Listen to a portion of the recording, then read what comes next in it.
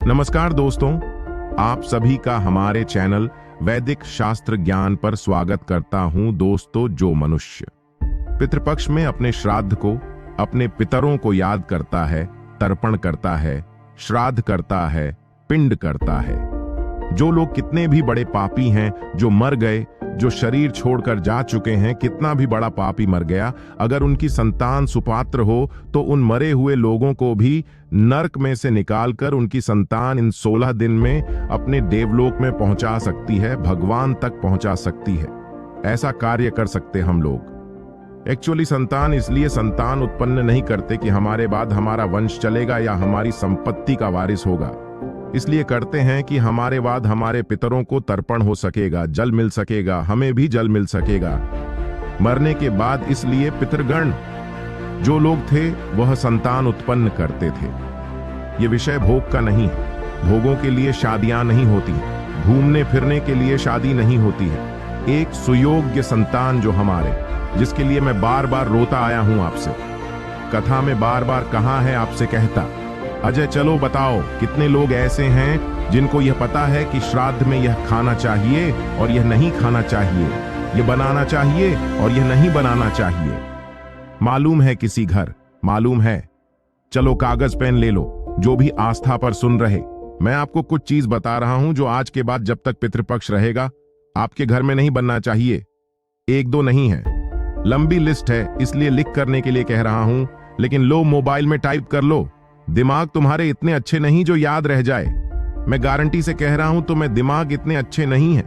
क्यों? जितना mobile use किया, दिमाग एकदम गधा कृपा पात्र हो गया है। प्रभु कृपा पात्र अमल हम लोगों का दिमाग नहीं रहा, गधा कृपा पात्र हो गया है। अब जितना याददाश्त नहीं रहती, अब उतनी। पहले 150 नंबर याद रहते थे।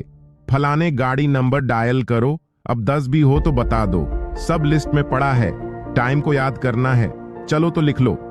मैं सभी को बता रहा हूं, क्या क्या पितृपक्ष में ध्यान से सुनना अभी आप लोग। राजमा नहीं बनना चाहिए, मसूर नहीं बननी चाहिए, अरहर नहीं बननी चाहिए, गाजर नहीं कुम्हड़ा लिखा है, इसमें वही जो कल बताया था ने काशी फल। गोल लौकी नहीं बननी चाहिए, बैंगन नहीं, शलगम नहीं। इनका इस्तेमाल 9 प्याज, 9 लहसुन, 9 काला नमक, 9 काला जीरा, 9 सिंघाड़ा, 9 जामुन, 9 पिप्पली, 9 सुपारी, 9 कुल्लठी कैथ, 9 महुआ, 9 अलसी, 9 पीली सरसों, 9। इन सब चीजों का प्रयोग आपने जो बचे हुए 12-13 दिन हैं इनमें न करें। अब आप कहेंगे फिर क्या करें? इनके अलावा जो कल एक और बात बता रहा हूं, शास्त्र सम्मत ही प्रयोग कीजिए आप। एक और पाप हो रहा होगा, आपके घरों में गारंटेड हो रहा होगा, जिससे पितर प्रसन्न नहीं हो रहे होंगे। या तो आप ब्राह्मण देवता को स्टील के पात्रों में जमा रहे होंगे, अथवा वह जो आते हैं आजकल चाइनीज कप प्लेट वाले हैं, शहरों में तो यही चलता है, उसमें जमा रहे होंगे। हां या ना? हां या ना? स्वीकार्य नहीं है, स्वीकार्य नहीं है।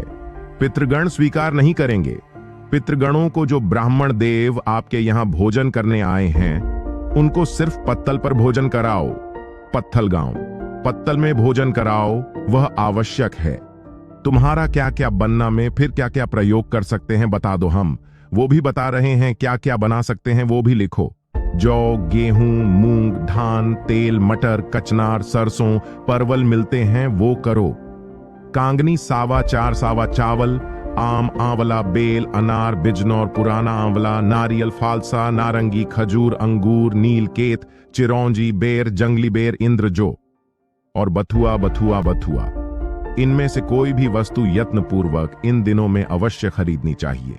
जैसे ही आप यह खरीदते हो, इनसे आपके पितर प्रसन्न होते हैं। और ध्यान दें, जब भी ब्राह्मण देव भोजन करने आए, श्राद्ध पक्ष में जिस आसन पर ब्राह्मण देव बैठें, आस पास में काले तिल अवश्य डाल देने चाहिए।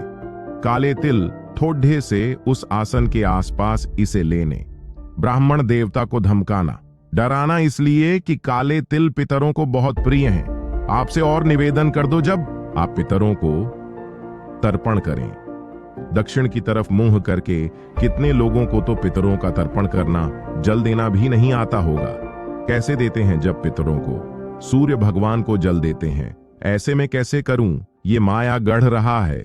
ऐसे सूर्य भगवान को जल देते, ऐसे ठीक है। आर्षि गणों को जल देते हैं, ऐसे ऐसे नहीं देंगे जो सप्त ऋषि त्याग दें, उनको भी जल देना चाहिए। इन दिनों में वो देंगे। हम ऐसे लोटा पकड़ेंगे यहां से और यहां से ऐसे जल चढ़ेगा। अब पितृगणों के जो स्थान है वह ये है, ये उत्तम और फर्स्ट फिंगर, इसके मध्य से फिर वह जल चढ़ेगा ऐसे, और वह भी दक्षिण दिशा की तरफ मुंह करके ध्यान देगा दक्षिण दिशा की तरफ। अब आप कह रहे होंगे लोटा गिर जाएगा। मैं रोज चढ़ा रहा हूं मुझ पर, तो गिरा में लोटा नहीं गिरेगा, पकड़ रखोगे, संभल जाएगा। तो इसलिए, और उस जल में काले तिल डालकर, कुछ डालकर अगर आप जल चढ़ाएंगे, कुछ कुछ भी बहुत प्रिय हैं। अगर कोई ब्राह्मण देव भोजन करने आए, जो कि जमाना होगा, मैं आप सबसे निवेदन कर रहा हूं, जितने भी लोग मुझे इस समय YouTube पर अथवा आस्था पर सुन रहे हैं, सबसे आग्रह, पहली शर्त तो यही है कि आप अपने घर में ही ब्राह्मण को जमाएं, पहली बार।